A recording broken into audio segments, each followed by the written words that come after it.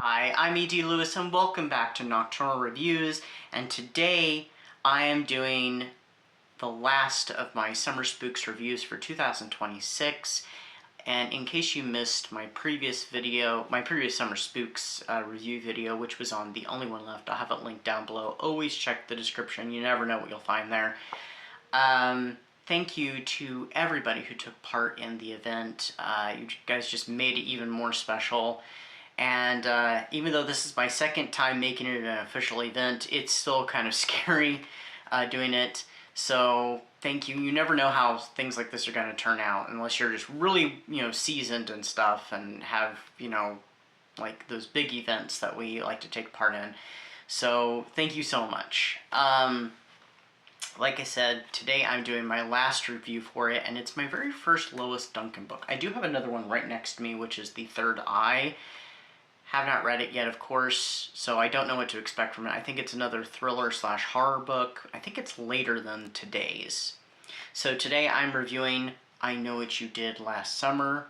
Originally published, I think, in 1973. This is the 1997 reissue for the movie that starred Jennifer Love Hewitt, Freddie Prinze Jr., and Sarah Michelle Gellar. So this one tells the story of 4 teenagers who have drifted apart. They used to have such a close-knit friendship together, but they've kind of gone their separate ways since the previous summer. One of them has gone off to work on fishing boats and has only recently returned to town. Another is been really focusing on school and stuff and trying to get into a good college. Another one is gone off to college, and the fourth one, she has become kind of the local celebrity as she's become the local news channel's weather girl. So they've all kind of gone off and are doing their own things, and something ends up bringing them back together. Now, what had happened the previous summer was they were involved in a little accident, a hit and run that claimed the life of a small boy. They didn't tell anybody about it. Well, they did inform the authorities and ambulances, but they didn't give their identities, and they have not spoken about it since. Now, Julie James, our main character, has received a note in the mail saying, "I know what you did last summer." The other friends start to receive messages as well and newspaper clippings about the accident, and they know that somebody knows their secret and is either playing a joke on them or has something much more nefarious planned. And we'll be right back after these messages. It's Spotlight time. So July Spotlight is on Marilyn Ross, aka W.E.D. Ross, Dana Ross, Clarissa Ross, several different pseudonyms. So if you are into gothic mystery, gothic horror, gothic romance, this is definitely an author for you. Very known for doing pulp gothics. Now, W.E.D. Ross, aka Marilyn Ross, also wrote in other genres as well. Many of his books, however, are hard to find, but some have been reproduced in our day and time in paperback, ebook, and also audiobook form. So if you are curious and you want a little bit of 60s, 70s, and 80s gothic, please check out Marilyn Ross. So this one focuses a lot on anxiety and suspense. It's not a horror story, it's very much a thriller, very psychological. There is no body count. It's not a slasher like the film adaptation gives it out to be, which the film adaptation drastically changes everything. They've turned it into, they hit a fisherman and he may or may not be dead, and then they start being stalked. Their lives, they have gone their separate ways, and some of their lives have kind of fallen apart somewhat since the events, and now they've come back together because somebody, is doing the same things, they know, and they're coming after them. Now, of course, the film itself also has a low body count. Some people are not overly fond of the film because it is not, you know, as good as some of the slasher films out there, but it's still very enjoyable, and it's a very nostalgic watch.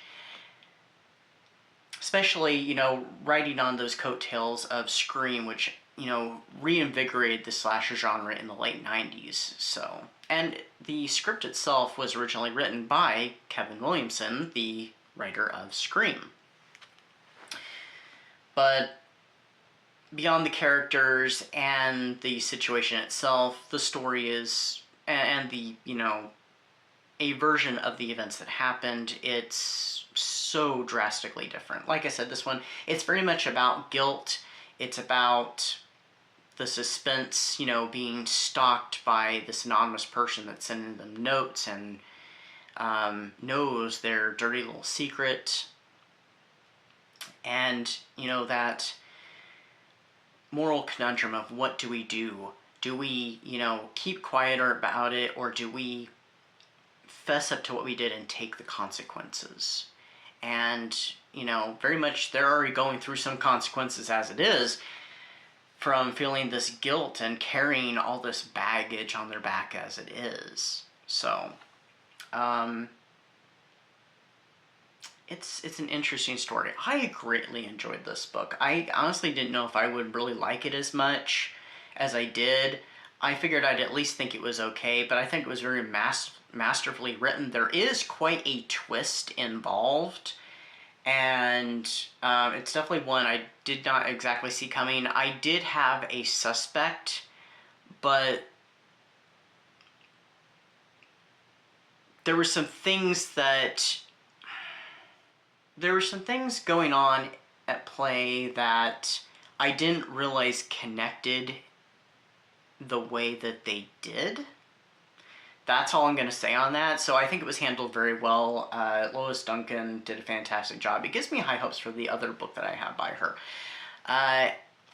Like I said, I've in previous videos, I've had this book for I think a couple of years. I did mean to read it last year, but it just did not happen, and I'm glad that I saved it for Summer Spooks. Even though it takes place in late spring, it still has that connection back to summer, and the movies take place during the summer, which the movies go off and do their own little thing, of course, especially that first one.